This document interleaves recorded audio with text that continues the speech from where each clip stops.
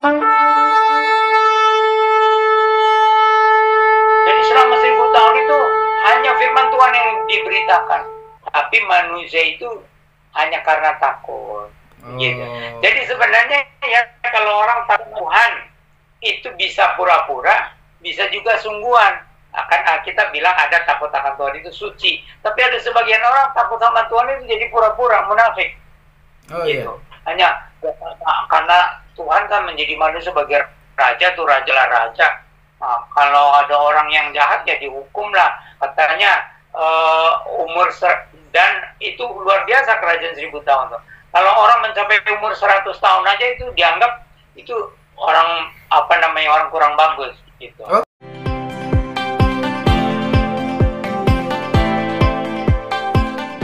Tapi kan Tuhan yang punya kuasa. Tuhan yang punya kuasa bisa iblis dan anak buahnya dipenjarakan 1000 tahun. Yang nggak usah dikasih makan.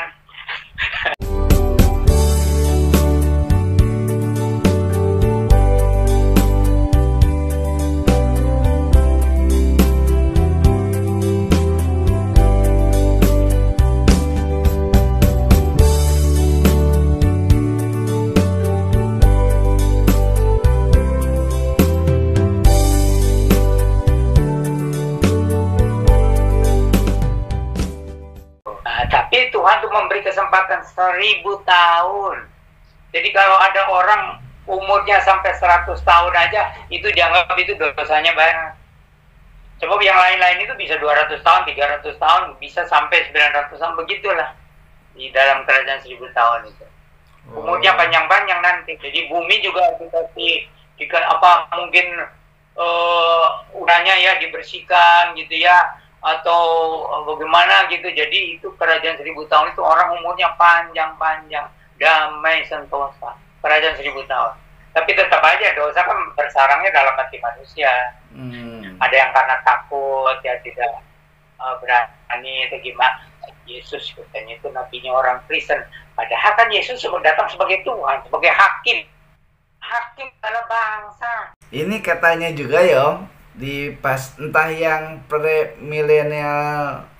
milenialisme atau post milenialisme, di kerajaan 1000 tahun itu, masa 1000 tahun akhir zaman itu katanya nggak ada agama ya. Agamanya ini agama Yesus itu ya, tapi dipaksakan.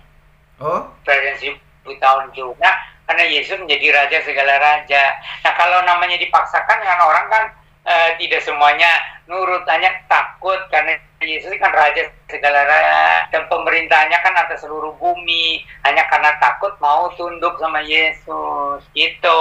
Tapi di dalam hatinya mah bencilah sama Yesus tuh banyak tuh, karena kan terpaksa orang yang suka menuruti nafsunya takut sama Yesus, jadi takut dihukum, jadi pura-pura baik gitu kan. Atau orang yang gimana lah gitu, jadi seperti tertekan gitu. Tapi ada yang sukarela untuk tunduk gitu. Itu zaman kerajaan 1000 tahun tuh kesempatan terakhir manusia untuk mengenal kebenaran sebebas-bebasnya, sebanyak-banyaknya, karena yang menjadi raja itu Yesus, raja di atas segala raja. Penafsiran kerajaan 1000 tahun ya Om, kan ada yang bilang berdasarkan di Alkitab kan 1 tahun kita belum tentu 1 tahunnya Tuhan ya, kira-kira gitu lah Om. Nah ada yang menafsirkan bahwa kerajaan 1000 tahun itu bukan berarti 1000 tahun betul-betul 1000 tahun katanya, tapi itu simbolis gitu. Nah, gimana nih Om menanggapi ini Om?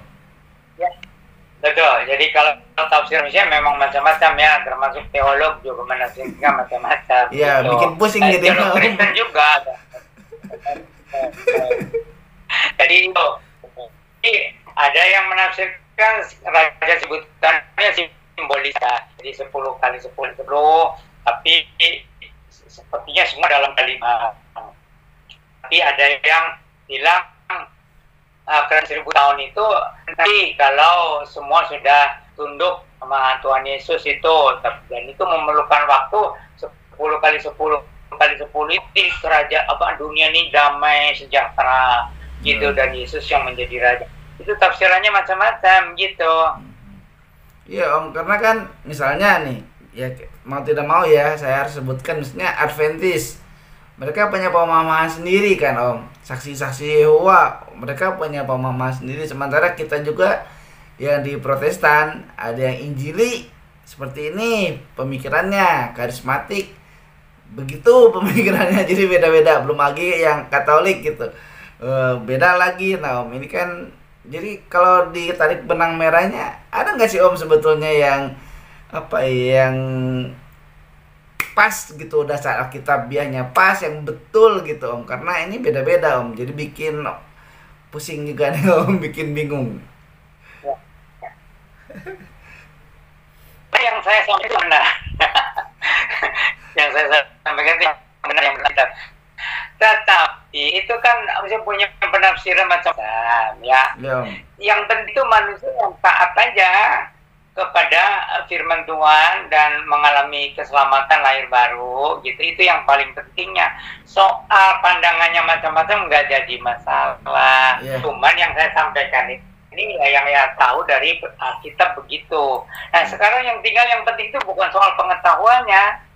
Yang penting itu soal manusia mau bertobat semua, terima Tuhan, mengalami kelahiran baru, lalu taat, lalu bagaimana bertumbuh kerohaniannya gitu. Itu penting apa aja, yang paling penting tuh jikalau kamu tidak dilahirkan baru secara rohani, kamu tidak akan masuk ke dalam kerajaan Allah. Itu yang paling penting gitu. Nah kalau tafsirannya tentang kerajaan 1000 tahun itu macam-macam nggak jadi masalah.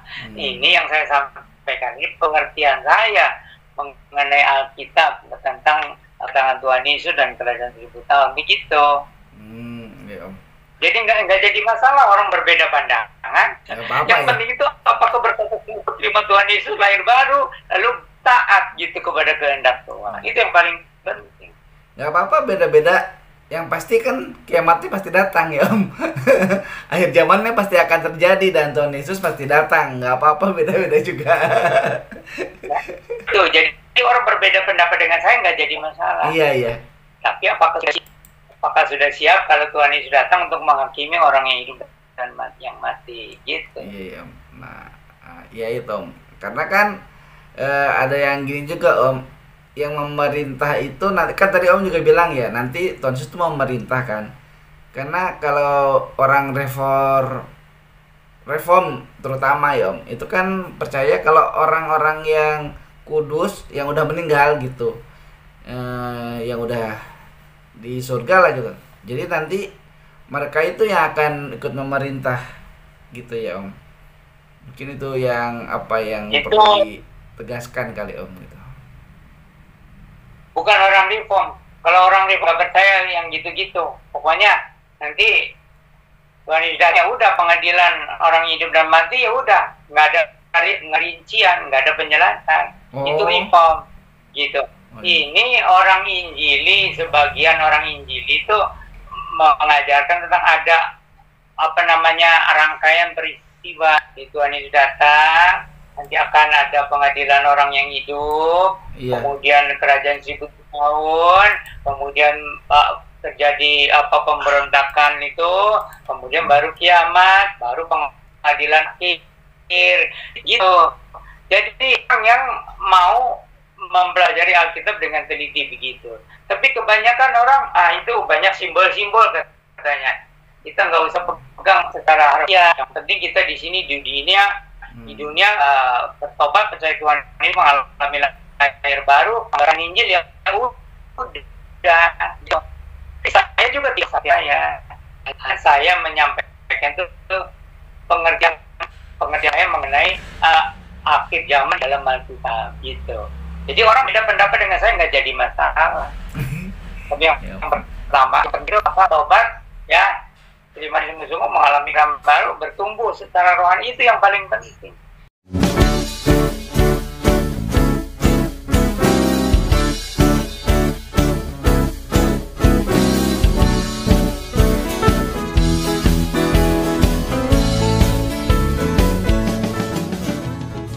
Menghujat Roh Kudus nggak ada ampun ya Om, gitu ya Om ya.